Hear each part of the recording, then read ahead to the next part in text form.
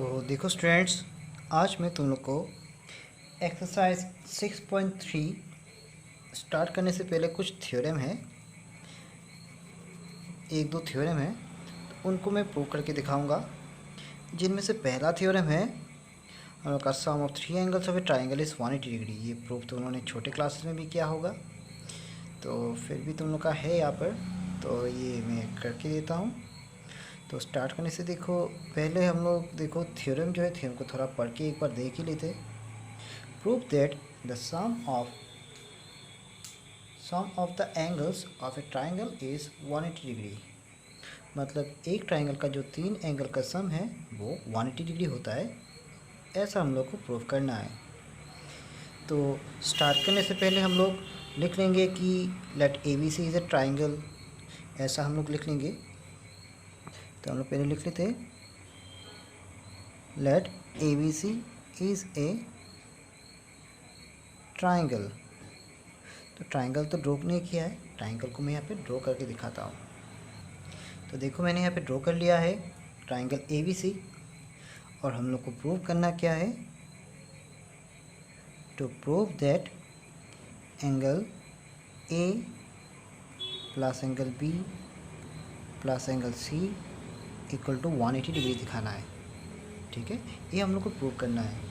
तो प्रूव करने से पहले हम लोग को एक कंस्ट्रक्शन करना पड़ेगा यहाँ पर। तो कंस्ट्रक्शन में लिख लेता हूँ। कंस्ट्रक्शन में देखो बहुत ही इजी है।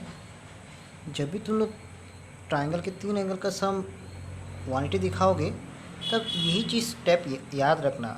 हम लोग का और भी तरीका हो सकता है। तो ये जो जनरल एक तरीका है वो है पैरेलल लाइन ड्रॉ कर लेते हैं। जिस किसी भी एक साइड के साथ पैरेलल लाइन एक ड्रॉ करना है। मान लो कि ये BC जो साइड है, इसके साथ में पैरेलल करके एक लाइन यहाँ से खींच दूँगा। तो देखो यहाँ पे मैंने एक लाइन खींच दिया है, एक लाइन मैंने डी खींच दिया है जो कि BC के साथ पैरेलल है। तो मैं लिखूँगा यहाँ पर we draw DE parallel BC। तो देखो यहाँ पे मैं कुछ एंगल जो है, एंगल्स यहाँ पे नाम लिख देता हूँ, इससे तुम लोग को आसानी होगी। मान लो कि जो ABC ट्राइंगल है, इसके अंदर जो एंगल है इनको मैं नाम देता हूँ 1, इसको देता हूँ 2 और इसको देता हूँ 3। ठीक है, अब ये देखो ये जो लाइन जो है DE ने ABC को टच किया था ना। अब देखो इस तरफ एक एंगल आ रहा है, तो इसको मैं नाम देता हूँ 4, और ये जो एंगल है इसको मैं नाम देता हूँ 5। ठीक है, अभी हम लोग सॉल्यूशन पोर्शन में आएंगे, क्योंकि क्वेश्चन में बोला था प्रूफ करो, तो हम लोग प्रूफ देके स्टार्ट करेंगे। अब देखो यहाँ पे ये जो लाइन है, ये जो D, ये पॉइंट जो था वो असल में था ए को मैं यहाँ पे लिख देता हूँ, बेहतर होगा, आसानी से समझ पाओगे। ये देखो D जो लाइन है वो क्या है, एक स्ट्रेट लाइन है। तो हम लोग लिखेंगे from figure DAE is a straight line. अब देखो क्योंकि DAE एक स्ट्रेट लाइन है, तो यहाँ पे देखो जितना भी एंगल्स आएगा, ये एंगल 4, ये जो एंगल 1 है और ये एंगल 5 है, इन तीनों को अगर इकट्ठा कर दूँ तो इन तीनों का सम तो 180 ही आएगा ना, क्योंकि ये DAE क्या है, एक स्ट्रेट लाइन है। तो स्ट्रेट लाइन में जो एंगल्स बनता है सबका सम हमेशा 180 ही होता है। तो देयरफॉर मैं लिखूँगा angle 4 plus angle 1 plus angle 5, तीनों का सम हो जाएगा 180 डिग्री। ठीक है, इसको मैंने दे दिया इक्वेशन नंबर 1। अब देखो हम लोग के पास एक थ्योरम था जिसमें बोला गया था कि अगर दो पैरेलल लाइन रहता है तो इनका अल्टरनेट एंगल्स इक्वल होता है। मैं इसको तुम लोग को यहाँ पे दिखाता हूँ। तो देखो मैंने जो डायग्राम ड्रॉ किया है, यहाँ पे ये जो L लाइन है और ये जो M लाइन है, ये दोनों आपस में पैरेलल है।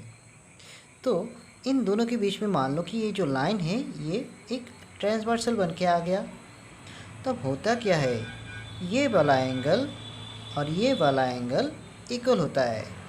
इनको हम लोग बोलते हैं अल्टरनेट इंटीरियर एंगल्स, या तो फिर सुविधा के लिए हम लोग बोलते हैं इसको अल्टरनेट एंगल्स।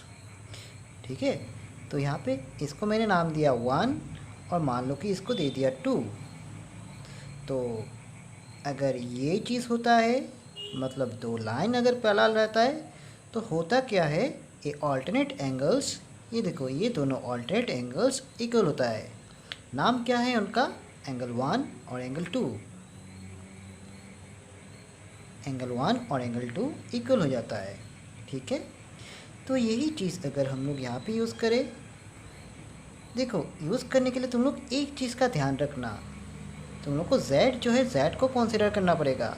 ये देखो अल्फ़ाबेट z जो होता है उसको तुम लोग देखना डायग्राम में, ये z जब भी दिखता है और अगर दो लाइन पैरेलल रहता है तब z को कंसीडर करना, तब ऑल्टरनेट एंगल्स इक्वल हो जाता है।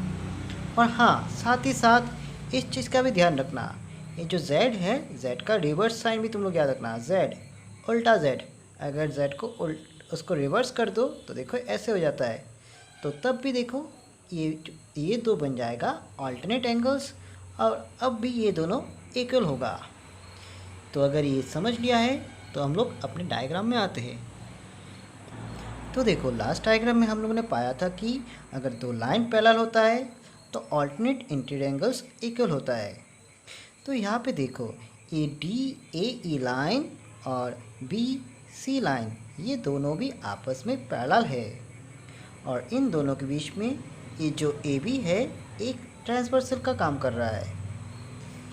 तो इसी कारण एंगल 4 और एंगल 2 बन जाएगा अल्टरनेट एंगल्स, और वो दोनों इक्वल हो जाएंगे एक दूसरे के साथ। तो मैं लिखूँगा क्या, नाउ DE पैरेलल BC, ये जो DE लाइन है और BC लाइन है वो आपस में पैरेलल है, और AB बन जाएगा ट्रांसवर्सल। तुम लोग याद रखना, जब भी तुम लोग अल्टरनेट एंगल्स की बात करो तब ट्रांसवर्सल को हमेशा ध्यान में रखना। तो AB है ट्रांसवर्सल, तो अभी Z को थोड़ा कंसीडर करो, ये देखो ऐसे ये Z बन रहा है, तो इसी कारण से एंगल 4 और एंगल 2 इक्वल होगा। तो देखो मैंने लिख दिया एंगल 4 इक्वल टू एंगल 2, इसका नाम क्या है, अल्टरनेट एंगल्स। उसको तुम लोग शॉर्ट में भी लिख सकते हो ऐसे, एंगल्स। तो ये देखो हम लोग का इक्वेशन 2 चला गया। अब वही तरीका हम लोग यहाँ पे फिर से यूज़ करेंगे। रिवर्स z के बारे में मैंने बोला था तुम लोग को, देखो रिवर्स z ऐसे आ रहा है, ठीक है, तो इसी कारण से एंगल 5 और 3 इक्वल बन जाएगा। तो हम लोग लिख सकते हैं, similarly we can show that, हम लोग ठीक एक ही तरीके से क्या दिखा सकते हैं, एंगल 5 और एंगल 3 इक्वल होगा। तो अब देखो हम लोग का ये हो गया इक्वेशन 3। अभी यहाँ पे देखो इन दोनों इक्वेशन में देखो जिनका वैल्यू है 4 इक्वल टू 2, थोड़ा ध्यान से देखना, यही जगह सबसे इम्पोर्टेंट है। यहाँ पे 4 की जगह पे क्या है 2, और यहाँ पे 5 की जगह पे क्या है 3। तो पहला जो इक्वेशन था उस पे मैं 4 की जगह पे 2 को लिखूँगा, और जो 5 दिख रहा है उसकी जगह पे मैं 3 को लिख दूँगा। तो हम लोग लिखेंगे, तुम लोग अपने हिसाब से भी लिख सकते हो, putting the values from equation 2, देखो इक्वेशन 2 से मैं बिठाऊंगा, फ्रॉम 2 एंड 3 से भी बिठाऊंगा। किस में बिठाना है, ये जो इक्वेशन 1 था इसमें बिठाना है ना, इन 1 वी गेट। तो हम लोग क्या मिलेगा अभी? देखो ये जो 4 है, 4 की जगह पे हम लोग लिख सकते हैं 2। तो 4 की जगह पे इसको रिप्लेस करके लिखोगे 2 प्लस 1, 1 सेम ही रहेगा, प्लस 5, 5 का वैल्यू हो जाएगा 3। तो इन तीनों का सम हो गया 180 डिग्री। या तो फिर इसको तुम लोग थोड़ा सुंदर करके लिख सकते हो, जिसका मतलब सेम ही है। तो 1 + 2 + 3 हो गया 180।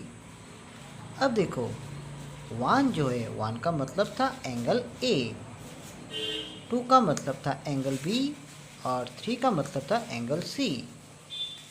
तो हम लोग थोड़ा अगर सुंदर करके करें तो यहाँ पे हम लोग लिखेंगे angle A plus B plus C equal to 180 degree. तो यही हम लोग का प्रूफ था। और लास्ट में अगर कॉन्क्लूशन देना चाहते हो तो लिख सकते हो, hence the sum of angles